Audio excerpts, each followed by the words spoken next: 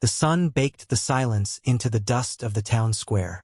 It was a mean kind of quiet, the kind that judged. She stood tied to the hitching post, a place meant for horses, and maybe that was the point. Her feet were bare. The skin on the soles cracked like old clay. A thin cotton shift, the color of dishwater and road grime, hung on a frame that was all sharp angles and hollows.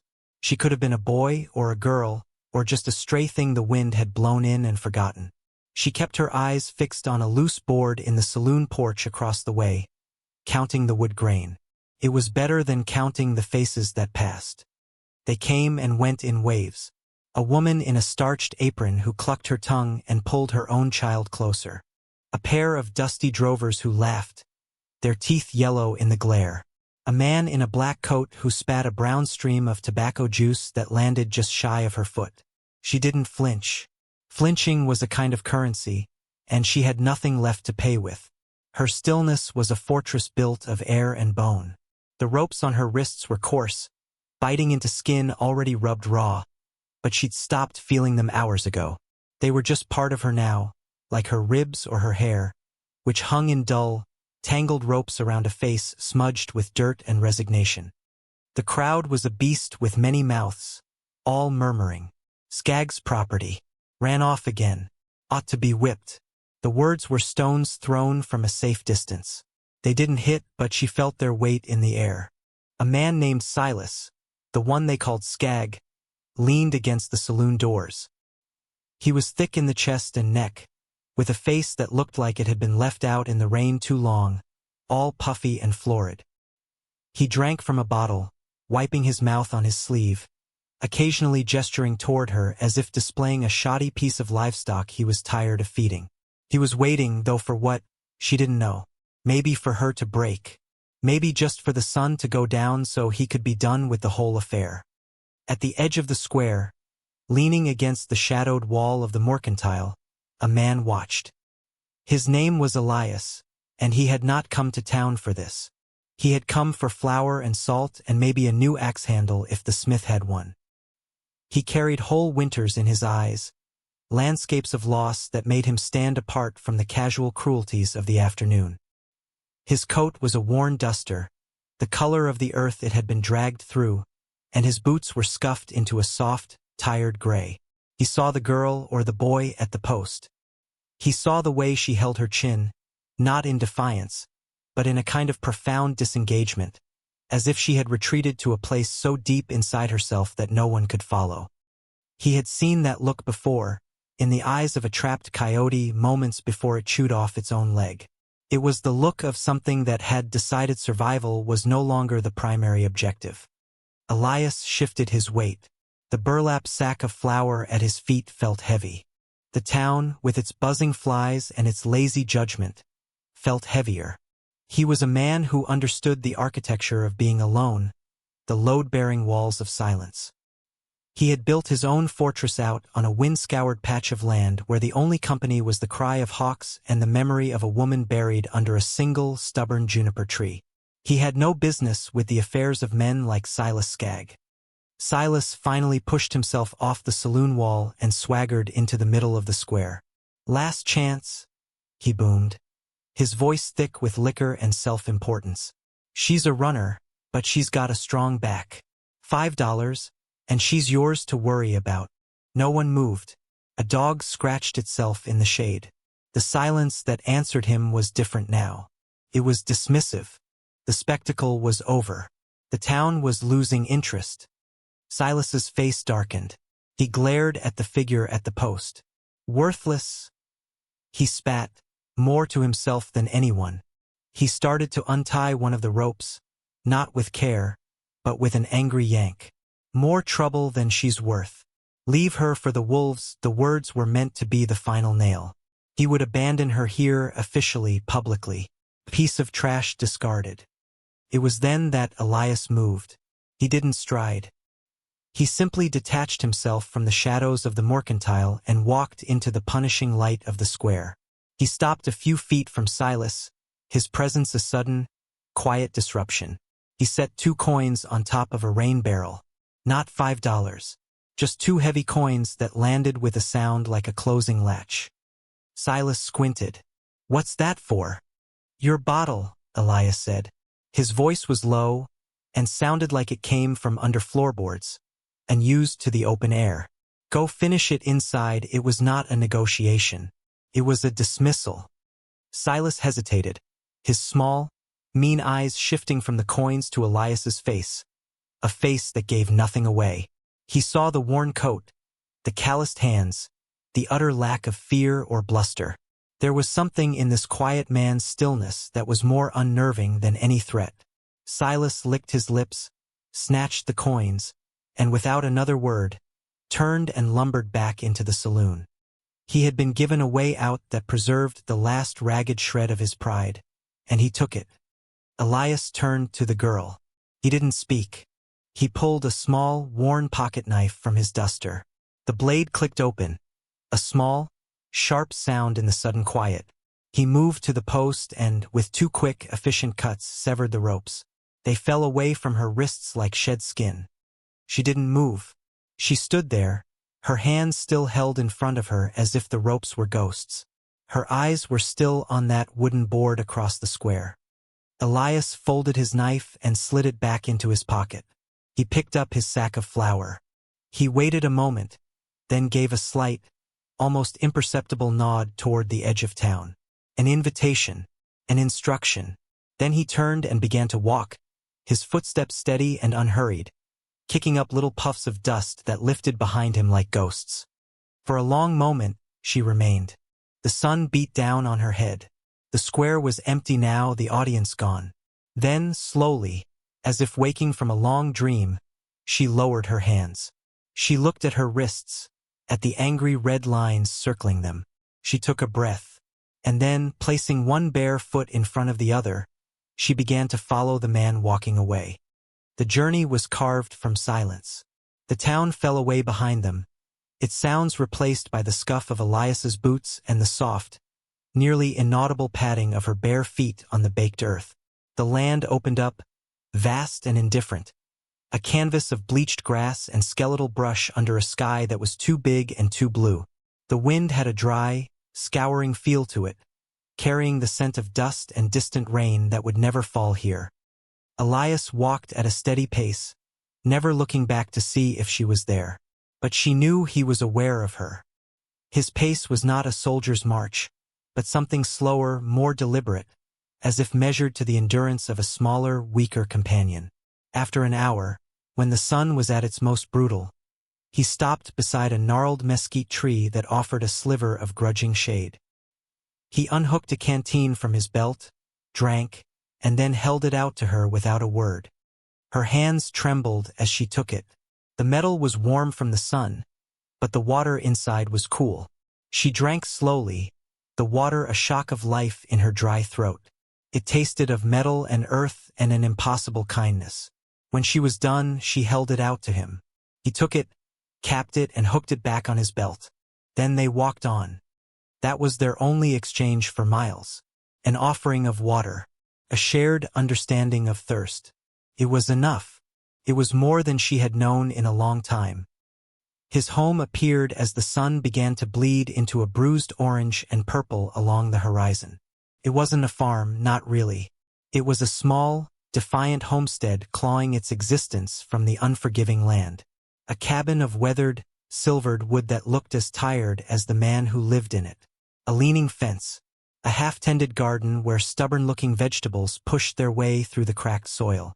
A single juniper tree stood on a small rise a little ways from the house, and beneath it, a mound of stones marked a grave. The place didn't feel like a home, felt like a vigil. Elias pushed open the cabin door, which groaned in protest. The air inside was cool and smelled of wood smoke, dust, and something else. A faint, lingering scent of lavender and loneliness. It was a single room, stark and functional. A stone hearth, a rough-hewn table with 2 chairs, a narrow bed in one corner, and shelves holding a few tins, a handful of books, and a chipped enamel plate. Everything was clean, but worn, pared down to absolute necessity. He set the flour sack on the table. He gestured toward the hearth, where a small fire still glowed with embers. Then he pointed to a pallet of blankets in the corner furthest from his own bed. A safe space, a territory defined. He didn't have to say, "This is yours, that is mine." The layout of the room said it for him. He moved about the cabin with an economy of motion that spoke of long habit. He added wood to the fire, his back to her. He took down 2 tin plates. He sliced bread from a dark, dense loaf and ladled stew from a pot that hung over the embers. He placed one plate on the table where he would sit, and the other on the floor near her pallet. Food, warmth, distance. These were the rules of the unspoken contract. She sank down onto the blankets, her legs folding under her as if their strings had been cut. The warmth from the hearth seeped into her bones. A slow, deep thaw. She watched him eat at the table, his silhouette stark against the flickering firelight. He ate like he did everything else, with a quiet, focused efficiency. He didn't look at her. He didn't speak. He did not lock the door. When he was finished, he rinsed his plate in a basin of water and set it on a shelf to dry. Then he sat in his chair, staring into the fire, and was lost to his own world. She finally reached for her own plate. The stew was thick with potatoes and some kind of wild green. It was plain, but it was hot, and it filled a cavern inside her she hadn't realized was so vast. She ate, listening to the 2 sounds that now filled the world. The crackle of the fire and the low, mournful song of the wind whining around the corners of the cabin. She was not a guest. She was not a prisoner. She was simply present. And in the breathing silence of that room, under the watchful gaze of a grieving man, that felt like a kind of safety she had forgotten could exist. The days found a rhythm, as water finds a path downhill. It was a rhythm of work, of shared space, of a silence that slowly changed its shape. At first, it was a heavy thing, a blanket of caution and past hurts. But gradually, it thinned, becoming a comfortable quiet, a language of its own. She rose with the first pale light that filtered through the single, grimy window. Elias would already be up, the fire rekindled, its warmth pushing back the chill of the high desert morning. He would be outside, tending to the small, vital tasks that kept their world from crumbling. She would watch him from the doorway, a man who seemed to be stitching his life together with raw thread, one mend at a time. So she began her own mending. She found a broom made of bundled twigs and swept the floor of its perpetual dust. The small, scratching sound was her first contribution to the cabin's soundscape. She washed their 2 plates, their 2 cups, their 2 forks. She learned the location of the well, the feel of the rope in her hands, the specific groan the bucket made when it was full. Elias never instructed her. He simply left the tools of survival where they could be found. He would leave a pile of clothes in need of mending on her pallet, along with a needle and a spool of dark thread. She would work her small, neat stitches into his worn shirt, patching an elbow, reinforcing a seam. He would return from mending a fence line to find the shirt folded on the pallet, the needle stuck back in the spool. He would nod to himself, a barely perceptible motion, and wear the shirt the next day. It was a conversation. One afternoon, she found a patch of tough, wild daisies growing near the leaning fence. She picked a small, stubborn bunch. She hesitated for a long time, the flowers wilting in her hand. Then, with a deep breath that felt like diving into cold water, she walked to the grave under the juniper tree. She cleared away a few stray leaves from the mound of stones and laid the daisies down. She did not know the woman buried there, but she knew the shape of the loss that lived in the house.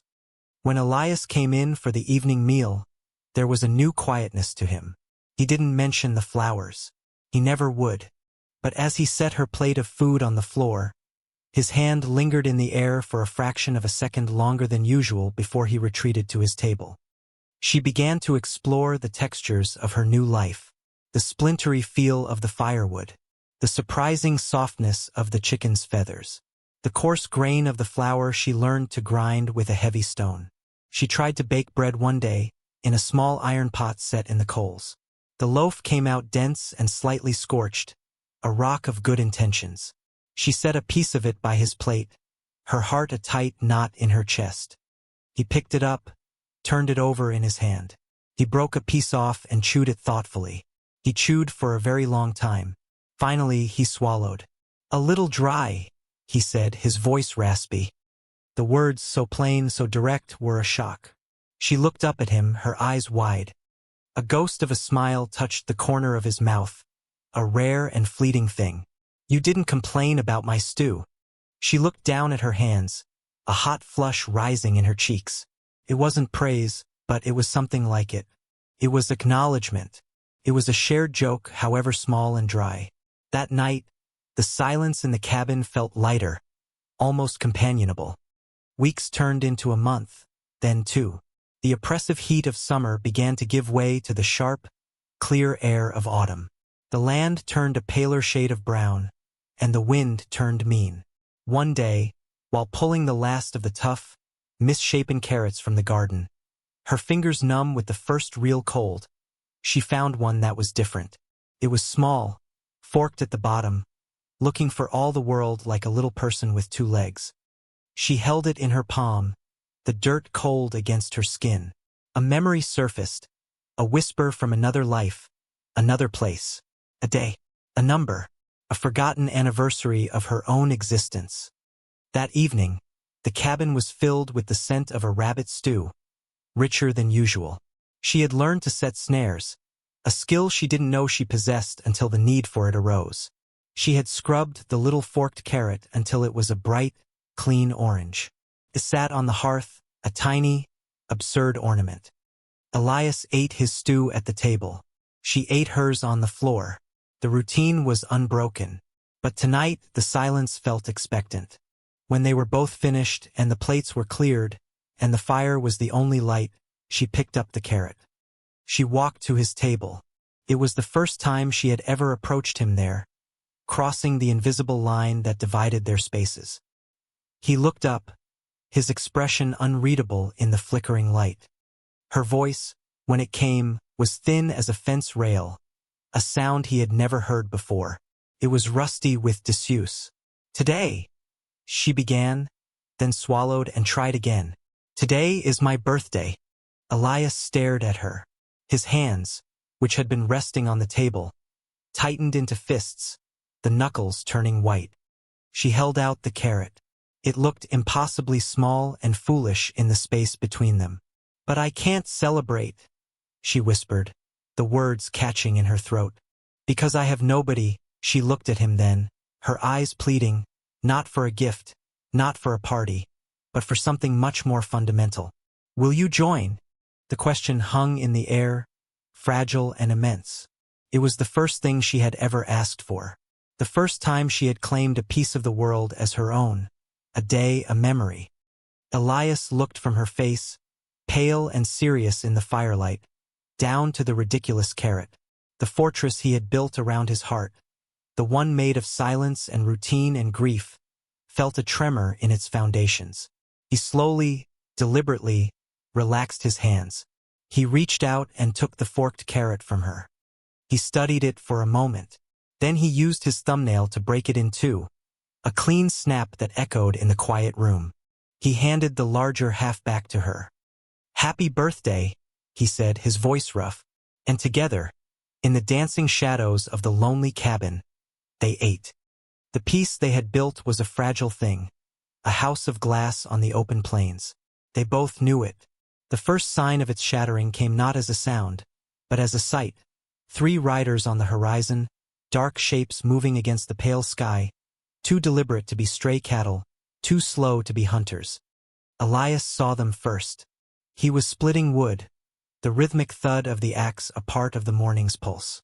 He stopped mid-swing, the axe held aloft, his body perfectly still. He watched the riders for a long minute, his face hardening into a mask of grim resolve. The slow thaw of the past months froze over in an instant. He carried whole winters in his eyes again. She was inside, kneading dough, her hands coated in flour. She saw the change in him through the open doorway. She saw him drive the axe into the chopping block with a final, violent thud and walk toward the cabin. His steps heavy with a certainty she had come to dread. "Go to the root cellar," he said, his voice flat, stripped of all warmth. It was the voice of the man who had bought her with 2 coins. She looked at his face, at the hard set of his jaw. She saw the fear there, not for himself, but for her, and it was a terrifying thing. She shook her head, a small, stubborn gesture. Flour dusted her cheek like a pale scar. No! His eyes widened slightly. It was the first time she had ever directly refused him. There's no time to argue. I'm not arguing, she said, her voice steadier than she felt. She wiped her hands on her apron, a gesture of finality. I'm not hiding in a hole in the ground. She had spent too long as a thing to be hidden, a problem to be buried. A flicker of something, pride, fear, respect, passed through his eyes. He gave a sharp nod. Stay behind me, then. He took a heavy rifle down from pegs above the hearth. He didn't check if it was loaded. He knew it was. He always knew. He stood just inside the doorway, a sentinel at the gate of their small, fragile world. She stood a few feet behind him, her hands clenched at her sides, the rolling pin she'd been using still on the table, a humble, useless weapon. The riders grew larger. The rhythmic beat of hooves became a sound you could feel in your chest. They pulled up a dozen yards from the cabin, the horses snorting and stamping in the dust. The man in the middle was Silas Skagg. His face was puffier than she remembered, his eyes smaller and meaner. The 2 men with him were hired muscle, their faces blank and incurious. Silas smirked, a greasy, unpleasant expression. He looked past Elias, his gaze falling on her. There you are. Took me long enough to find this pile of rocks you call home. He spat on the ground. I've come for my property. Elias didn't move. The rifle rested comfortably in the crook of his arm, pointing at the ground, but its presence filled the space between them. She's not your property. The hell she ain't, Silas blustered, his voice rising. I got a paper, signed by her pa before he drank himself to death. She's mine, an indentured servant. That's the law. The law has a funny way of getting lost out here, Elias said, his voice dangerously quiet. This is my land. She is under my protection. You need to turn your horses around. Silas laughed, a harsh, ugly sound. Protection? You're either the kindest man I've ever met, or the most foolish. Can't I be both? The words were dry, almost mocking, and they seemed to unnerve Silas more than any threat. I'm not leaving without her, Silas insisted, gesturing to his men. They shifted in their saddles, their hands moving toward the pistols at their belts. I'll pay you what you paid for my whiskey, old man. A kindness for a kindness. Now, send her out. It was then that she moved. She stepped out from behind Elias, emerging from his shadow into the hard, bright sunlight. Her face was pale, but her eyes were clear. She was no longer the girl who stared at floorboards. She looked directly at Silas. I'm not going with you. Her voice, though not loud, cut through the tension with shocking clarity. It was the voice he had tried to beat and starve out of her. Its existence was a defiance he could not comprehend. Silas's face contorted with rage. You don't get a say. You are a thing, an object. You belong to me. He started to dismount, his intentions clear. In that instant, Elias raised the rifle. The motion was fluid, economical, deadly. The barrel leveled on Silas's chest. Stay on the horse. But it was her action that broke the standoff.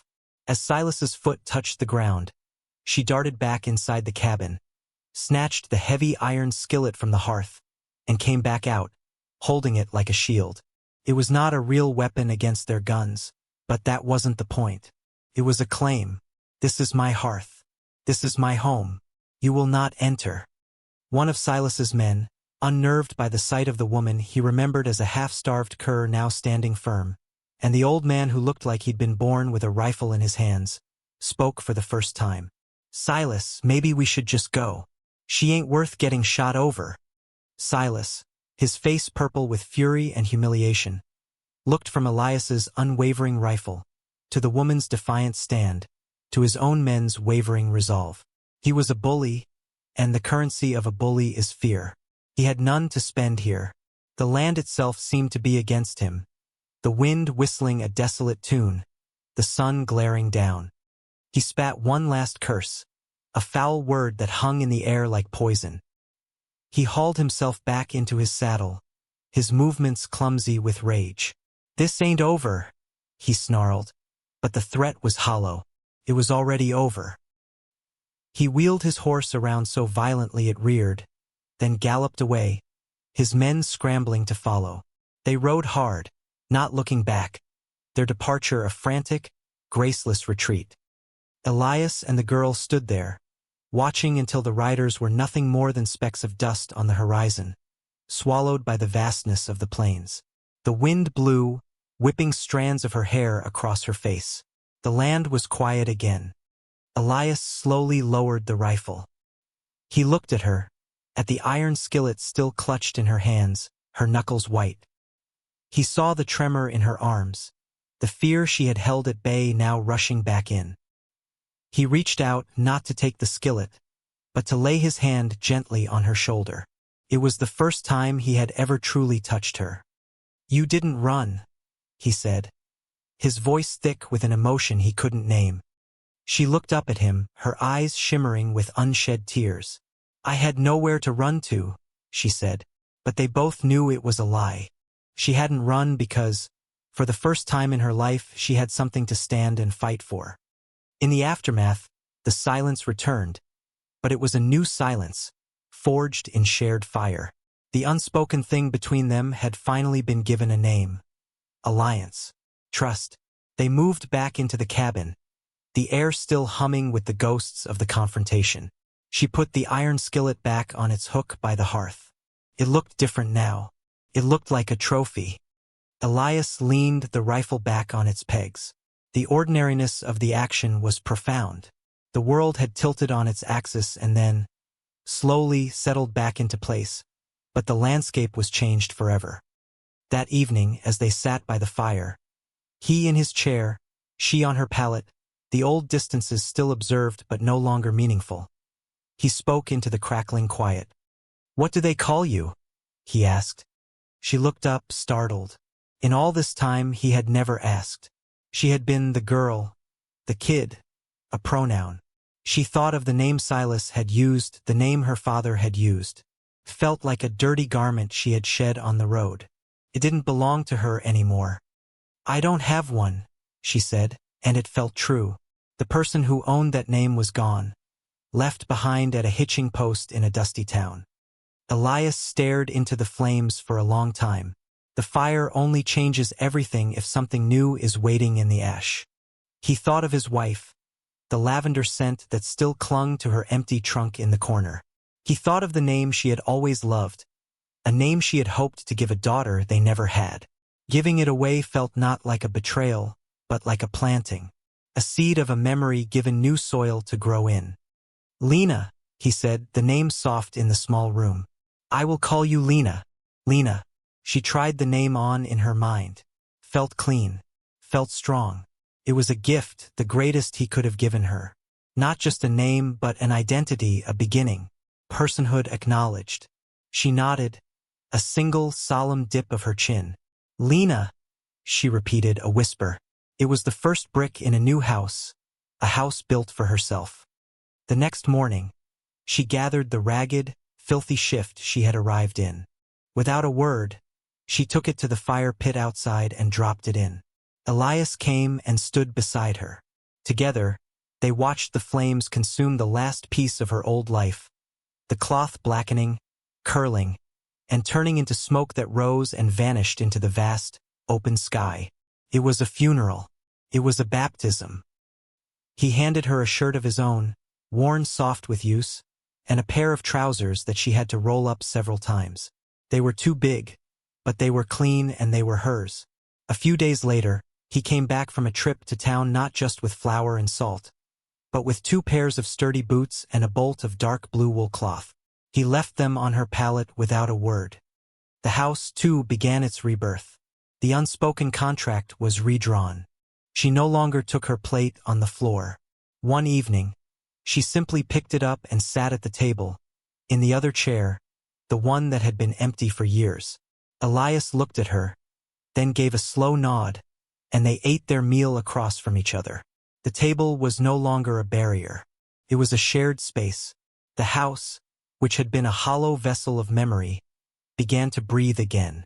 It breathed with the scent of baking bread, loaves that were now light and golden, and the sound of two people moving through a life they were building together, piece by piece.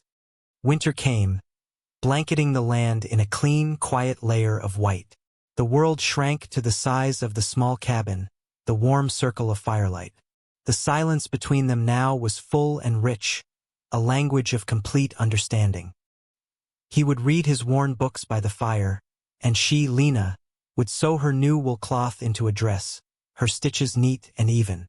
Sometimes, their eyes would meet over the flames, and a small, quiet smile would pass between them.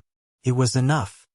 One evening, sitting on the porch as a pale spring sun melted the last of the snow, they watched a hawk circle high overhead.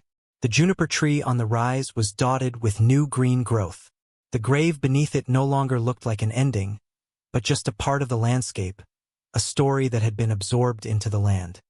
"You know," Lena said, her voice calm and steady, "that man, Silas, he wasn't wrong about one thing." Elias looked at her, a question in his eyes. "You are the kindest man I've ever met," she said, "and the most foolish." He looked out at the vast expanse of their land, at the sky that went on forever. A real, genuine smile touched his lips, crinkling the corners of his tired eyes. "I reckon a man's got to be a little of both to survive out here." She smiled back, and the last of the winter inside her finally, completely, thawed. The house behind them was warm. The land before them held the promise of a new season. They were not just two broken people who had found shelter together.